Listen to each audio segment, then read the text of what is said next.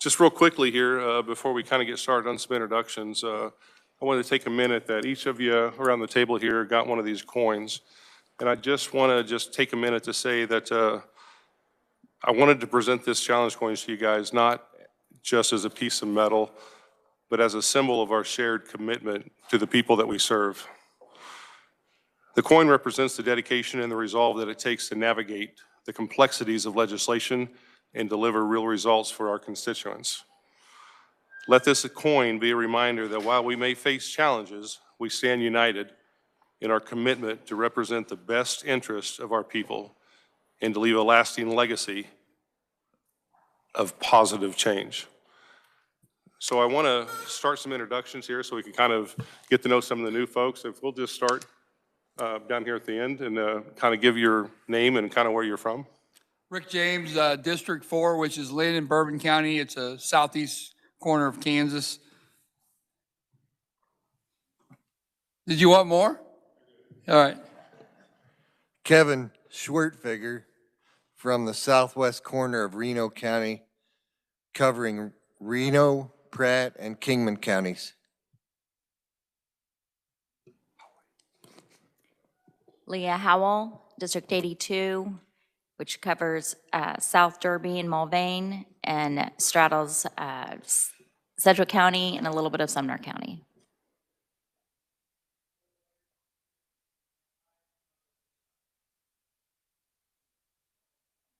John Resman, District 121, which is the west side of Olathe and parts of DeSoto. Paul Wagner, District 104, the north side of Hutchinson and rural Reno County. Stephanie Sawyer Clayton, District 19, Overland Park, Leawood, and Prairie Village. Luis Ruiz, District 31, Kansas City, Kansas, and Wyandotte County. Silas Miller, District 86, Southeast Wichita. Rebecca Schmoy, and I am District 59, which is Franklin County, except for right outside of Wellsville. Sean Wilcott, District 62. I'm Nemaha, Brown, and Northern Jackson counties. Good morning, Brian Burkamp. This will be my 5th year in the legislature, 3rd year on the committee from Southwest Sedgwick County. Hello. Hi. Kirk Haskins, District 53, West Topeka. My name is Bob Lewis. I represent most of Garden City, and this will be my 2nd term and first time on this particular committee. I look forward to learning a lot.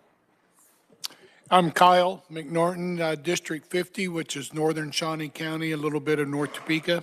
It's my 2nd term. Ken Corbett, 54th District, the south end of Shawnee County and the top of Osage. Good morning, Dan Osmond, District 48, that's in Overland Park in Johnson County.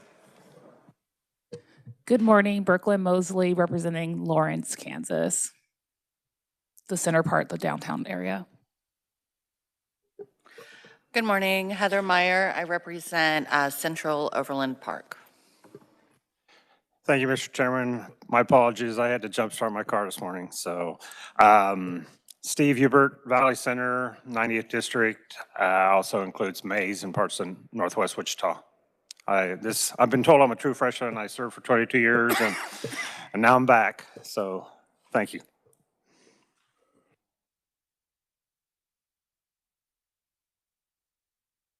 Sorry, Mr. Chairman.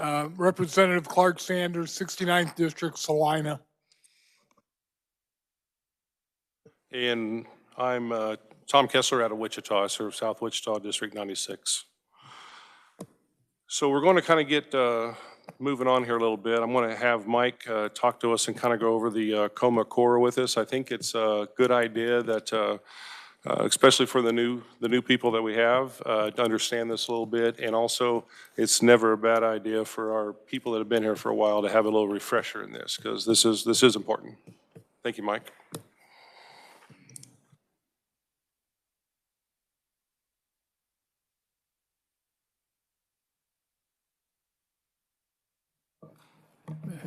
Mike Hyman, the Revisor of Statutes Office. I sent out and passed out a copy, a 4-page copy of a memo that I'm going to run through quickly. I didn't trust the paperless, so I made copies, but from now on, I will trust the paperless. Start off with a review of the Kansas Open Meetings Act. It was actually passed in 1972. It's been amended a few times and so on.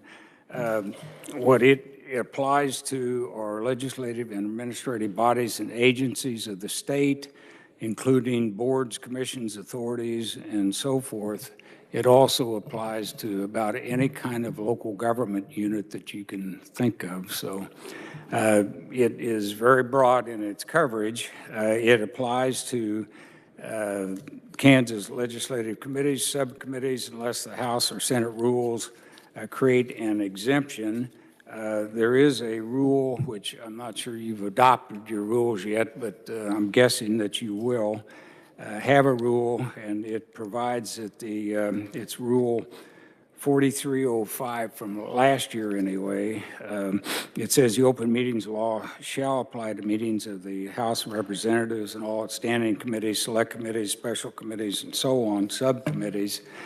It does provide that the caucuses may be closed as determined by the majority party or the minority party and so forth.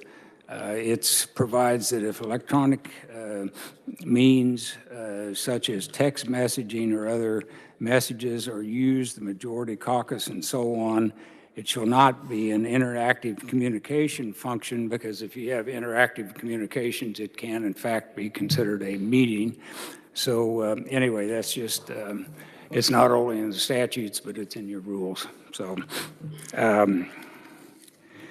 the Open Meetings Act itself provides that it recognizes that a representative government is dependent upon an informed electorate, and declares that the policy of the state to be one where meetings in the conduct of government affairs and transaction of governmental business shall be open. The Kansas Supreme Court has issued a number of opinions about the Open Meetings Act. I'm not going to go through those, otherwise we'd be here more than your attention is going to want to. But it does, one of the cases said that the coma is entitled to broad interpretation so that its public purpose is fully carried out.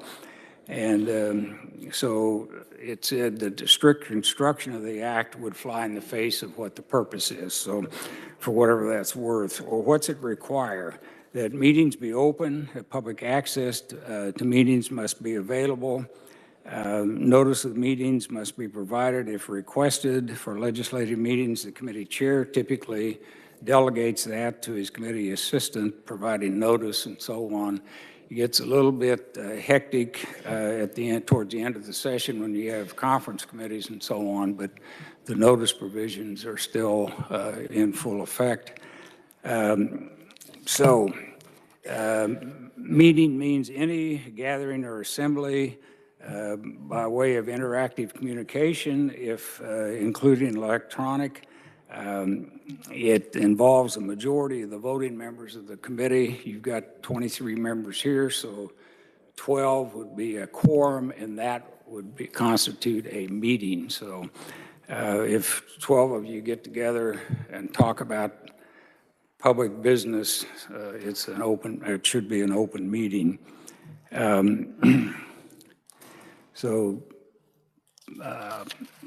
It includes, like I said earlier, interactive communication. There has to be a common topic of discussion.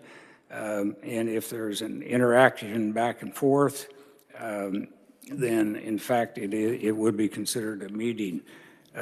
Social events or travel are not meetings if the business is not discussed. So if you go to an NCSL meeting or some ALEC meeting or whatever, and there's 12 of you together, as long as you don't talk about business in terms of, then you're not going to violate the Open Meetings Act.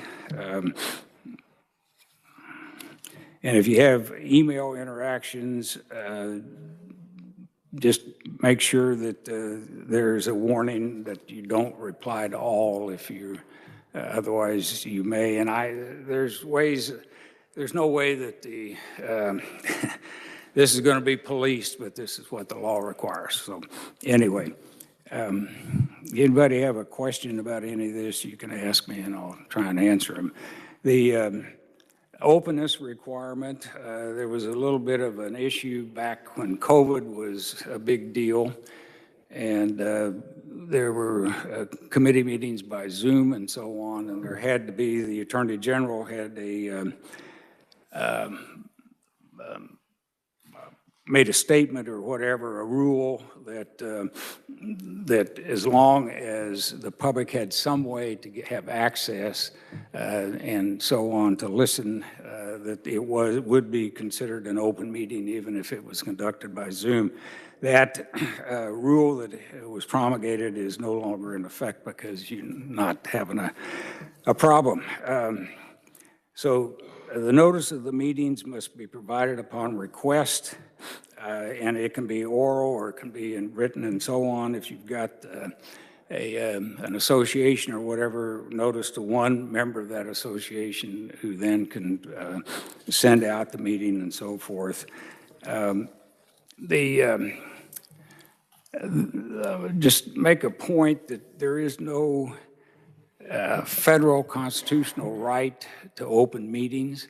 There's no state constitutional right to open meetings. It is a legislative policy that there be open and so forth, but some people think that there is a federal constitutional right or a state constitutional right. There are a few states that actually have open meetings and open records requirements in their state constitution. There are very few. Florida is one of them, but most states don't, and Kansas is one that does not. So the other thing that there is sometimes confusion is that there's no requirement that there be minutes taken, except there is a mention of minutes when they go into executive session. Most committees in the legislature don't go into executive session very often. There's a few that do. I work with the Joint Committee on Claims Against the State. A few years ago, we had an executive session and so on. I think there's other committees that go into executive session. I've never worked with the Federal and State Affairs Committee where they had an executive session, but you could in fact. But if that's the case, you go into recess and then you notify when you're coming back into open session and so on. And there are limited things that can be discussed in executive session and so on. There's specific requirements, and since it probably will never apply to this committee, I'm not going to go through that. The Open Records Act was passed in 1984, and it requires that the public records of a public agency be open for inspection. The term public agency is defined broadly to include the state and any political or taxing subdivision or any office, agency, or instrumentality and so on that receives or expending or supported in whole or in part by public funds. It's a broad definition. There is a provision specifically exempting the personal information of legislators and so on. So any letters that you get from constituents and so forth are not subject to the Open Records Act. If you ever have a open records request as an individual or this committee, contact the revisor's office and we'll help you deal with it. But you have to respond to an open records within 3 days unless there's a good reason not to. And that basically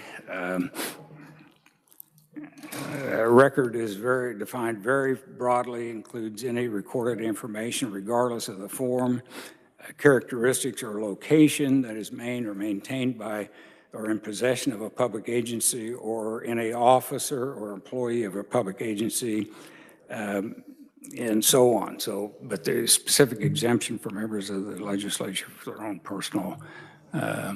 If a item is presented in an open meeting, then it's subject to disclosure as a public record. So anything that you have that you present in a committee meeting, then that makes it open. So anyway, if there is provisions that if you violate the Open Meetings Act or the Open Records Act, there can be a fine imposed. The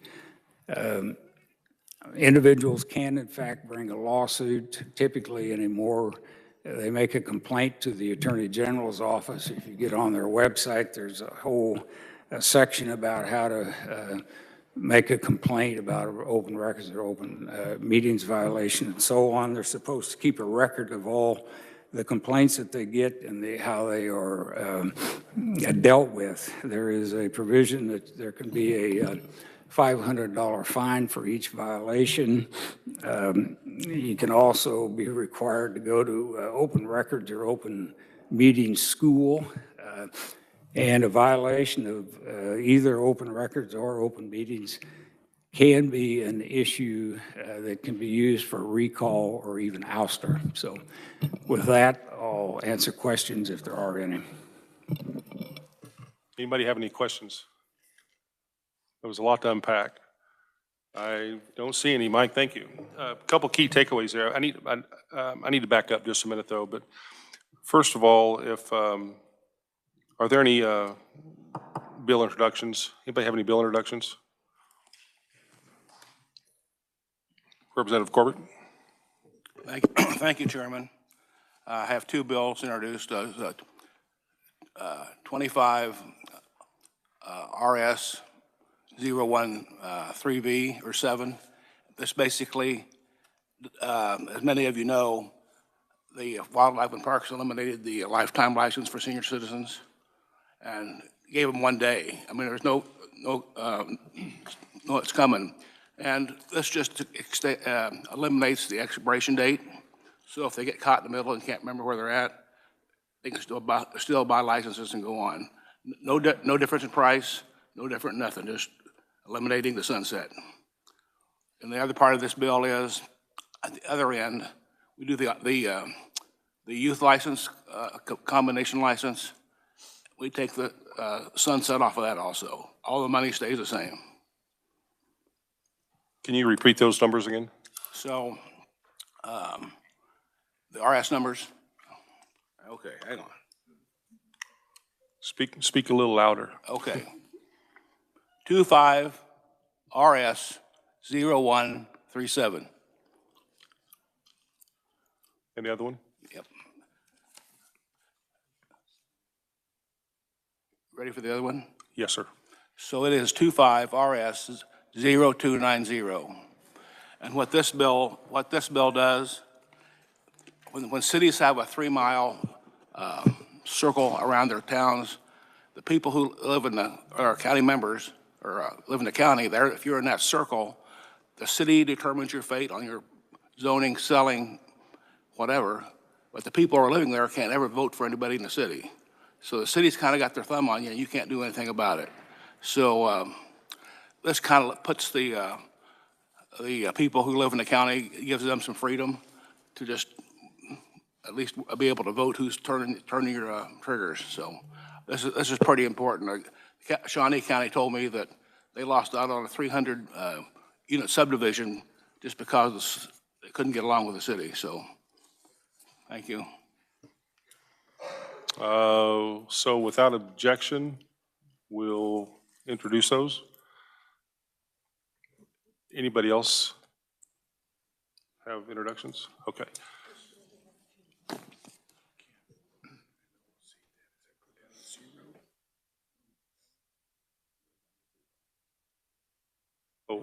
Absolutely. So one of the things that we're going to continue on to this year is that when you introduce a bill, can you tell us, is this bill on behalf of anybody, or is this a personal bill?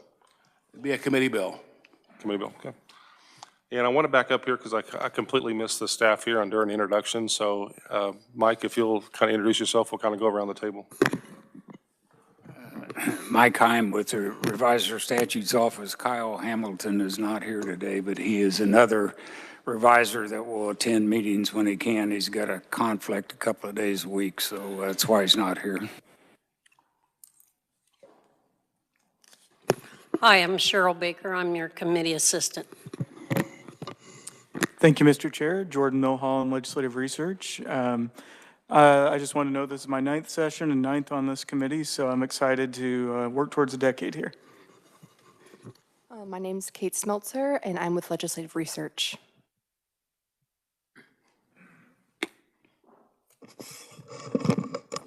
My name's Tanner Lassiter. I'm part of the audio-visual team. Thank you, guys. So a couple things I want to point out here. I want to go to the Coma-Cora. Probably one of the easiest ways that we're going to probably cross that line is when you hit reply all, just like Mike said. So be very careful. Just forget that whole reply all button is even on there, because I would ignore it. If there was a way to take it off, believe me, we would. Reply all is not your friend here in this situation.